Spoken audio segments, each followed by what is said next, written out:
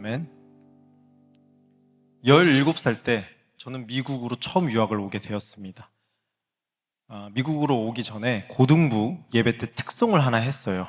왜 그런 거 있잖아요. 어디 가기 전에 인사도 하면서 기도를 받고 또 특송을 하는 거. 저는 그때 예배자라는 찬양을 불렀습니다. 다 아시는 찬양일 겁니다.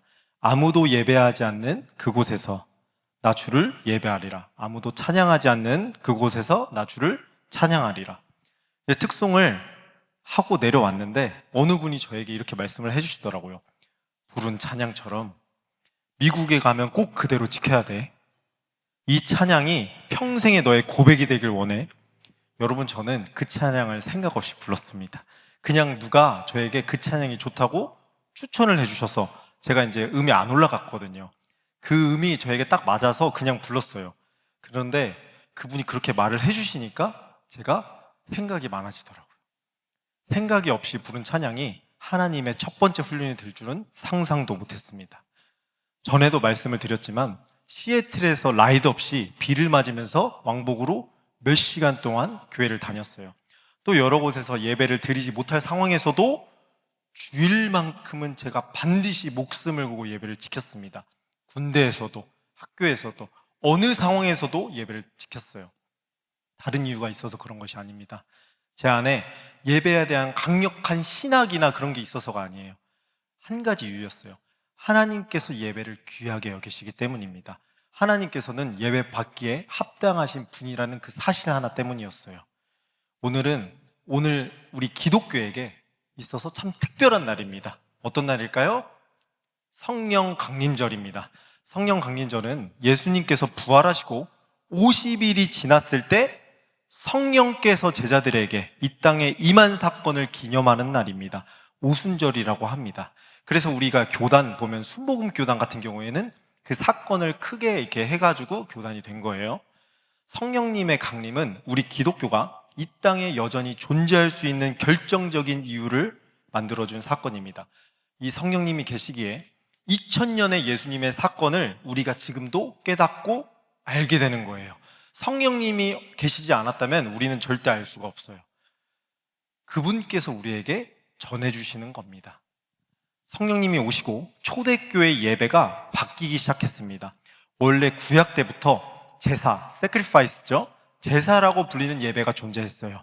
하지만 성령님이 오시고 초대교회 예배는 형식이 아니라 온 마음과 몸을 드리는 드림의 예배로 바뀌었습니다. 즉 예배의 내용과 목적이 성령님으로 인해서 새롭게 된 거예요.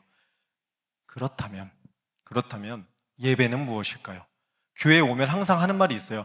우리 하나님께 예배드리자. 저 주일학교부터 매번 들었거든요. 하나님께 예배하자. 그럼 예배는 대체 무엇일까요? 예배는 드리는 거예요. 하나님께 나를 드리는 것입니다. 우리 로마서 12장 말씀 함께 보도록 하겠습니다. 함께 읽겠습니다. 너희 몸을 하나님이 기뻐하시는 거룩한 산 제물로 드리라. 이는 너희가 드릴 영적 예배니라. 우리의 몸을 하나님께서 기쁘게 받으시는 거룩한 산 제물로 드리는 것이 예배라는 것입니다. 다른 것이 아니라 나의 몸과 마음과 시간과 정성을 해서 다 해서 드리는 것이 예배예요. 오늘 말씀을 이렇게 이해하려면 반드시 배경을 알아야 합니다. 사마리아라는 지역에 수가라는 마을이 있었어요. 좀 어렵죠? 쉽게 설명을 해드릴게요. 조지아 주 안에 아틀란타가 있는 것처럼 사마리아라는 지역에 수가라는 지역이 있었어요. 그 사마리아 안에 수가에 한 여인이 목말라서 우물에 물을 뜨러 나왔습니다. 그때 예수님을 만나게 되었고 이런저런 얘기를 예수님과 나누다가 여인이 갑자기 예수님에게 예배 장소에 대해서 말을 합니다. 20절 함께 읽도록 하겠습니다. 우리 조상들은 이 산에서 예배하였는데 당신들의 말은 예배할 곳이 예루살렘에 있다 하더이다. 여인들의 조상들, 사마리아 사람들은 여태까지 어느 산에서 예배했대요. 그 산이 어디냐면 그리심산이라는 곳입니다. 이 그리심산은 신명기 11장에 나와요. 함께 읽도록 하겠습니다. 내 하나님 여호와께서 내가 가서 차지할 땅으로 너를 인도하여 들이실 때 너는 그리심산에서 축복을 선포하고 엘발산에서 저주를 선포하라. 이 그리심산에서 하나님께서 축복을 선포했다는 말 때문에 사마리아 사람들은 이때부터 그리심산이 하나님께서 선택했다는 것을 믿고 예배를 드리기 시작한 거예요. 그러기에 사마리아 여인이 이렇게 묻는 겁니다. 우리 조상들은 그리심산에서 예배를 언제나 드렸어요. 근데 당신, 예수라고 하는 당신은 유대인이죠? 유대인들은 예루살렘이 선택이 되었다고 하는데 그게 진짠가요? 여러분, 실제로 유대인들은 신명기 12장에 나오는 이유를 근거로 예루살렘 성전만 예배를 드리는 곳이라고 생각을 했어요. 그래서 예루살렘이 아닌 사마리아 지역에서 예배 드리는 사마리아 사람들을 개 취급했습니다. 개. 그래서 나중에 성경을 보면은 모든 사마리아 사람들이 개로 표현이 됩니다. 그런 배경에서 예수님께서 이 여인에게 말을 거시는 거예요. 여인이 물어요. 장소에 대해서. 근데 예수님은 전혀 뜻밖의 이야기를 하십니다. 21절입니다. 함께 읽겠습니다. 예수께서 이르시되 여자여 내 말을 믿으라. 이 산에서도 말고 예루살렘에서도 말고 너희가 아버지께 예배할 때가 이르리라. 어느 곳이든 장소가 중요한 게 아니야. 아버지께 예배할 때가 오는데 그 때가 중요한 거야. 우리는 그때를 압니다. 그때가 언제죠? 예수님께서 죽으시고 부활하시고 오늘 성령님께서 이 땅에 오신 날이에요. 예수님께서는 거기서 멈추시지 않고 이렇게 말씀을 하십니다. 요한복음 4장 23절, 24절 중요한 말씀이죠. 함께 큰 소리로 읽도록 하겠습니다. 아버지께 참되게 예배하는 자들은 영과 진리로 예배할 때가 오나니 곧 이때라. 아버지께서는 자기에게 이렇게 예배하는 자들을 찾으시느니라. 하나님은 영이시니 예배하는 자가 영과 진리로 예배할지니라. 예수님께서 예배에 대해 새롭게 정의를 하신 겁니다. 이 예배의 정의가 우리 크리스찬들의 지금 현재 예배의 초석이 되었어요. 그래서 항상 예배에 가면 이렇게 얘기해요. 신령과 진정으로 예배를 드리자고. 누구한테 예배를 해야 돼요? 말씀에 따르면 하나님께 예배를 하는 거예요. 어떻게? 영과 진리로. 영은 누구죠? 성령님. 진리는 예수님. 무엇이 나올까요? 삼위일체가 나오는 것입니다. 하나님께 예배를 드리고 성령님으로 우리가 예배를 하고 그리고 예수님, 진리이신 예수님으로 우리가 예배를 하는 겁니다. 이 삼위일체로 예배를 드리는 것이 예배입니다. 영과 진리로 예배하는 자들을 하나님께서는 찾으신다는 겁니다. 문제는 세상의 악해짐으로 인해서 이 귀한 예배가 무너지고 등한시 되었다는 것입니다. 예배가 옵션이 되어버렸어요. 한때 어느 탈북자와 이야기를 한 적이 있습니다. 탈북자 분들은 목숨을 걸고 북한에서 남한으로 넘어오시는 분들입니다. 그 친구는 저보다 나이가 많이 어린데 예수님에 대해서 잘 알고 있더라고요. 북한 사람들이 예수님을 알고 있다는 게 너무 신기하잖아요. 제가 물어봤어요. 예수님에 대해서 어떻게 아냐? 그러니까 자신의 할머니께서 예수님에 대해서 알려주셨다고 하더라고요. 할머니께서는 북한에서 8시간의 예배를 드리셨대요. 저는 찬양과 말씀과 설교로 8시간의 예배를 드린 줄 알았어요. 그런데 전혀 다른 예배더라고요. 할머니께서는 북한에서 교회가 완전히 사라진 뒤에 예배가 너무나도 드리고 싶어서 북한 넘어 중국에 있는 그 붉은 십자가를 보시기 위해서 6시간을 걸어오신대요. 그래서 교회에 들어가는 것도 아니고 십자가 앞에서 보는 것도 아니라 그 경계선 맞은편, 그 중국에 있는 그 붉은 십자가 하나를 보려고 6시간을 걸어와서 2시간 동안 십자가만 바라보시다가 돌아간대요. 십자가를 바라보는 것이 그 할머니께는 예배였던 거예요. 2시간 동안 그 할머니께서 하나님께 드린 예배는 이 세상 어느 것보다 값진 예배일 겁니다. 이것말로 하나님께서 원하시는 진정한 산제사입니다. 듣는데 너무 부끄럽더라고요. 나는 예배가 맨날 있잖아요. 매주 있잖아요. 그런데 그 할머니는 그 한 주의 예배를 드리기 위해서 하루를 쏟으시는 거예요. 하루뿐이겠어요? 걸리면 죽는데 목숨을 쏟으시는 거지. 너희는 여호와 우리 하나님을 높이고 그 성산에서 예배할지어다. 여호와 우리 하나님은 거룩하심이로다. 하나님은 우리의 예배를 원하십니다. 우리의 전부를 받기 원하세요. 그분은 예배받기에 합당하신 존재이십니다. 존귀하신 분이십니다. 안타까운 것은 여러분이 더 잘 아실 거예요. 예배를 예배되게 드리는 사람이 없어요. 오죽하면 그런 찬양이 또 생겼잖아요. 교회를 교회되게, 예배를 예배되게. 여러분, 구약시대에서는 예배를 잘못 드리면 죽었어요. 죽었어요. 드리지 않아서 죽은 것이 아닙니다. 잘못 드려서 죽었어요. 대표적으로 누가 있죠? 엘리의 제사장 아들들이 있습니다. 홈니와 비느하스, 그들은 예배를 이끄는 제사장이었어요. 지금으로 따지면 목사입니다. 목사. 그런 목사들이 하나님께 예배를 드리는 곳에서 성적인 타락을 하고 하나님께서 정하신 방법이 아닌 다른 방법으로 예배를 드리고 예배를 등한시 여겼습니다. 거룩함으로 자신들을 드려야 하는데 아무 일도 일어나지 않는 거예요. 여러분, 이게 중요해요. 여러분이 만약에 하나님을 경외하지 않는 삶을 사는데도 아무 일도 일어나지 않으면 그건 정말 무서운 것입니다. 정말 무서운 거예요. 만약에 여러분이 자식이라면, 하나님의 자식이라면 반드시 하나님께서 매를 드십니다. 그 결과가 어땠나요? 홈니와 비느하스 비참하게 죽어요. 17절 함께 읽도록 하겠습니다. 이 소년들의 죄가 여호와 앞에 심히 크면 그들이 여호와의 제사를 멸시함이었더라. 그럼 분명히 이렇게 생각하시는 분들이 있으실 겁니다. 지금은 안 죽잖아요, 목사님.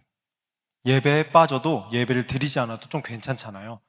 과연 그럴까요? 내 영은 괜찮을까요? 죽어가고 있지는 않을까요? 나만 느끼지 못하는 것일 뿐 내 영은 분명히 안에서 비명을 지르고 있을 거예요. 살려달라고. 제발 나도 하나님께 예배 드리고 싶다고. 여러분, 언제나 말씀을 드리지만 우리는 보이지 않는 영원한 문제에 집중을 해야 됩니다. 예배를 잘못 드리면 내 영은 죽어갑니다. 하나님께서 내려주시는 은혜가 없는데 어떻게 살아가요, 인간이? 그래서 이런 말이 있잖아요. 사람이 떡으로만 살 것이 아니요 하나님의 입에서 나오는 모든 말씀으로 산다고. 어느 직분과 상관없습니다. 예배를 쉽게 여기거나 등한시 여기면 우리는 반드시 영이 죽어가요.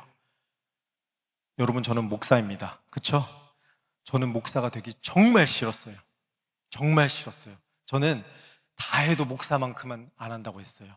왜냐하면 목사님은 정말로 하지 못하는 것도 많고 해야 할 것도 많기 때문입니다. 그러나 하나님의 강권적인 힘으로 목사 안수까지 어쩌다가 받게 되었습니다. 목사가 되려면 신학이라는 걸 공부를 해야 돼요. 저는 지금 돌아보면 대략 한 10년 넘게 신학 공부를 하고 있는데 이 신학이라는 것도 종류가 있습니다. 다 같은 신학이 아닙니다. 하나만 있는 것이 아니에요. 아니, 목사님 신학교 가셨어? 그 신학교도 여러 가지 신학이 있습니다. 그 중에 자유주의 신학이라는 게 있습니다. 자유주의 신학. 독과 같습니다. 독. 이게 뭐냐면 말 그대로 자유롭게 신앙을 하는 거예요. 하나님을 믿지만 술도 마셔도 괜찮고 성경은 오류가 많기에 성경을 지키지 않아도 되고 세상과는 협력하고 타협해야 되고 예수님만이 구원이 아니기에 우리가 모든 종교에도 가도 괜찮다고 하는 게 자유주의 신학이에요. 이 자유주의 신학은 예배를 예배로 바라보지 않아요. 관점이 다릅니다. 성경을 하나님 중심이 아니라 인간 중심에 맞추는 거예요. 이 자유주의 신학이 유럽에서 시작을 하고 미국을 강타한 다음에 다시 한국으로 지금 강타를 하고 있어요. 휩쓸고 있습니다. 그 결과가 성경을 성경으로 인정하지 않아요. 괜히 퀴어 신학이 탄생했겠습니까? 퀴어 신학도 자유주의 신학의 결과입니다.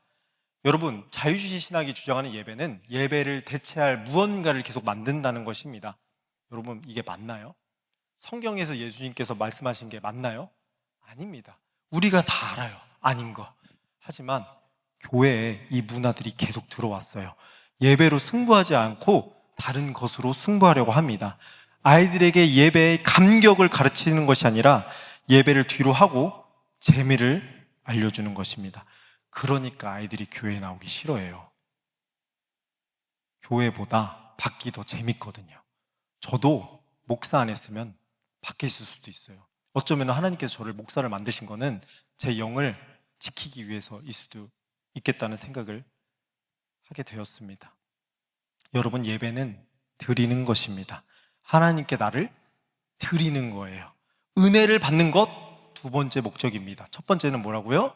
예배를 드리고 그 다음에 은혜를 받는 것입니다. 교회는 커뮤니티를 제공해 주는 곳이 아닙니다. 교회는 1차원적으로 예배를 드리는 곳이에요.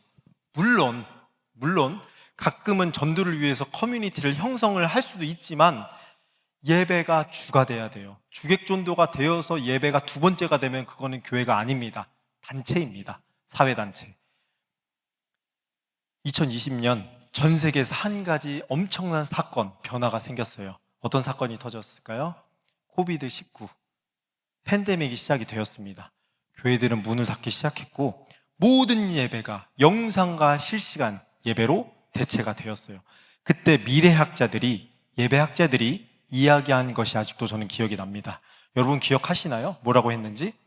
앞으로는 모든 예배가 영상으로 바뀌고 교회와 세상은 뉴노멀, 들어보셨죠? 뉴노멀이라는 시대로 접어들기에 집에서 드리는 예배와는 전혀 다를 것이다.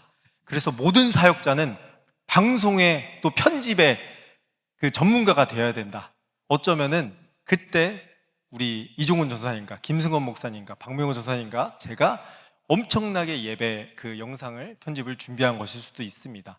무튼 정말 그렇게 되었나요? 예배가 없어졌나요?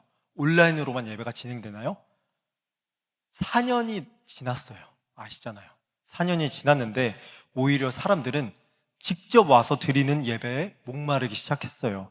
예배는 온 마음과 정성으로 드리는 것인데 영상으로 고작 몇 편 예배를 드린다고 안 되는 것을 깨달았거든요. 부끄럽지만 저도 편했어요. 사역자인데도 집에서 그냥 영상 몇 개 만들고 교회에 보내고 편하더라고요. 그때 한창 설교 영상을 편집하고 온라인으로 사역하면서 첫 몇 달은 이래도 괜찮겠네라는 생각을 했어요. 그런데 가면 갈수록 뭔가 공허하고 허전했습니다. 그때 깨달았어요. 예배는 화면으로 제공받는 것이 아니라 나의 전부를 드려야 되는 거구나. 때로는 앉았다가 일어섰다가 불편함을 느끼면서 때로는 찬양도 부르고 성도들과 함께 싸우기도 하고 부대끼기도 하고 함께 울고 웃으며 드리는 것이 예배구나 라고 생각을 하게 되었습니다. 우리의 회복은 예배를 드릴 때 이루어집니다. 다른 것은 일시적이에요. 여러분 아시잖아요. 상담도 필요해요. 맞아요. 의사도 분명히 저희가 만나야 돼요. 의사 선생님도. 그렇지만 우리는 반드시 예배로 회복을 해야 됩니다. 영적인 존재니까요. 예배가 없는 삶은 거듭난 삶이 아니에요. 여러분, 거듭난 삶은 예배가 중요할 수밖에 없어요. 내 영혼이 하나님을 갈망하기 때문입니다. 그러나 아직 거듭나지 않는 삶은 예배가 귀찮아요. 예배가 형식이에요. 우리 말씀 한번 볼까요? 요한복음 3장 말씀입니다.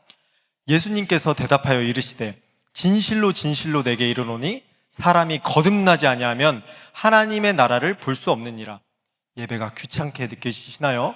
예배가 교회의 단순히 형식과 행사이신가요?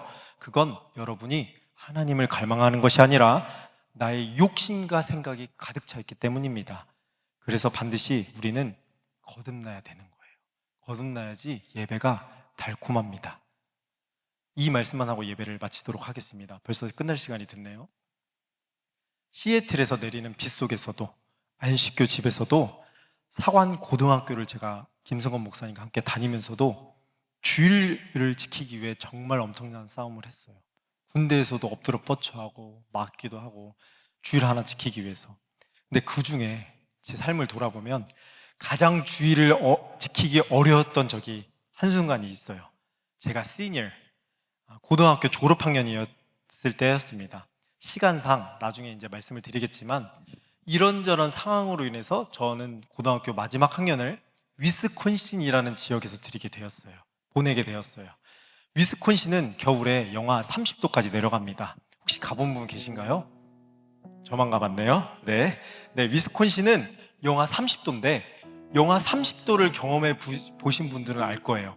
보통 우리가 추우면 어디가 얼죠? 코 안이 얼어요.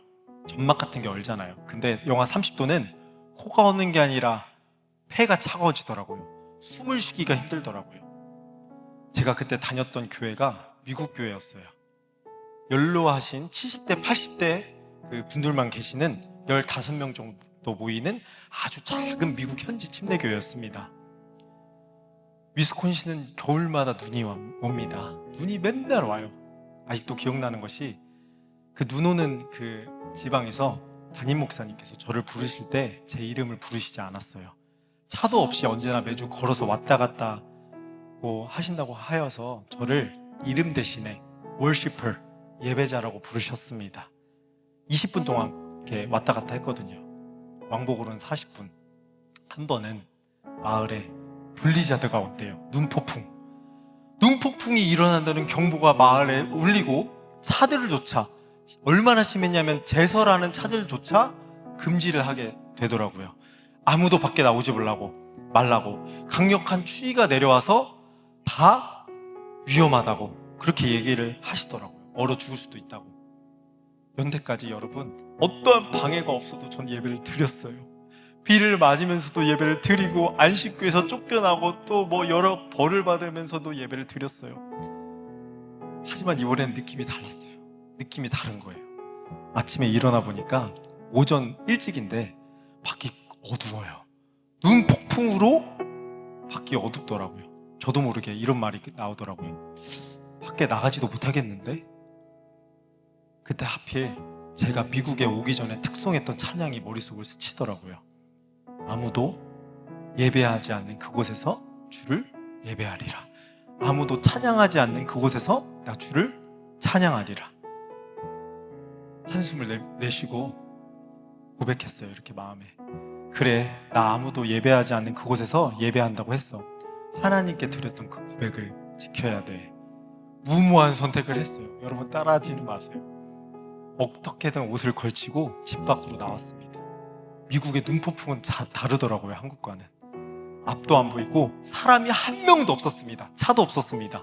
눈보라는 치고 양말도 몇 겹을 이렇게 신고 손을 주머니에 넣는데도 손과 발은 느낌이 안 날 정도로 춥더라고요. 나중에 보니까 동상이 다 걸려 있더라고요. 오랜 시간이 걸려서 교회로 도착을 했습니다. 교회 문만 잡고 기도하고 가야겠다 하고 문을 딱 잡았는데 문이 열리는 거예요. 교회 불은 은은하게 켜져 있고 목사님과 사모님 두 분이 앉아 계셨어요. 너무 놀라서 여쭤봤습니다. 이 날씨에 여기 왜 계세요? 그러니까 목사님과 사모님이 저를 안아주시면서 이렇게 말씀하시더라고요. 다른 사람은 몰라도 한국에서 온 예배자, 너만은 반드시 올 것 같아서 우리가 기다리고 있었어. Hey worshiper, let's worship. 우리 예배드리자. 그때 셋이서 그 추운 겨울에, 눈이 펑펑 오는 그 추운 겨울에 예배를 드렸는데 제가 경험한 최고의 따뜻한 겨울이자 성령님의 임재로 가득한 예배였습니다. 저는 아직도 그때를 잊지 못합니다. 제 몸을 다 들여서 했던 그 예배를. 말씀을 정리하겠습니다. 우리가 예배를 지키면 그 예배가 나의 영혼을 지킵니다. 내가 내 힘으로 나를 지킬 수 없어요. 하나님께서 우리를 지켜주셔야 됩니다. 요한복음 4장 23절 큰 소리로 한번 읽겠습니다. 4장 23절 함께 읽겠습니다. 아버지께 참되게 예배하는 자들은 영과 진리로 예배할 때가 곧 오나니 곧 이때라. 아버지께서는 자기에게 이렇게 예배하는 자들을 찾으시느니라. 이 시간 제가 여러분께 거룩한 도전을 드립니다. 누가 하나님께 예배하는 자가 되겠습니까? 누가 영과 진리로 예배하며 하나님을 기쁘시게 하는 자가 되겠습니까? 저를 한번 따라해 보도록 하겠습니다. 하나님, 더 크게, 하나님, 제가 예배자입니다. 더 크게, 하나님, 제가 여기 있습니다. 아멘이시죠? 세상이 무너져도 예배는 반드시 우리가 고수해야 됩니다. 사수해야 돼요. 예배만이 우리를 회복할 수 있고 예배만이 우리를 살게 합니다. 아멘이십니까? 아멘. 무너지고 있는 이 세상에서 반드시 예배를 지키고 온 마음과 정성을 다해서 예배를 드리는 하나님께서만 받으시는 그 절대적인 그 예배를 드리는 우리 성도님들이 되시길 소망합니다. 아멘이시죠? 아멘. 기도하겠습니다. 하나님 감사합니다. 하나님, 제가 여기 있습니다. 예배자가 여기 있습니다. 영과 진리로 하나님께 예배를 드리는 모두가 되게 하여 주시옵소서. 무너지는 세상 속 예배에 성공하게 하시고 참된 예배자로 우뚝 세워지는 우리 성도님들, 우리 그날의 교회 성도님들이 되게 하여 주시옵소서. 감사드리며 예수님의 이름으로 기도합니다. 아멘.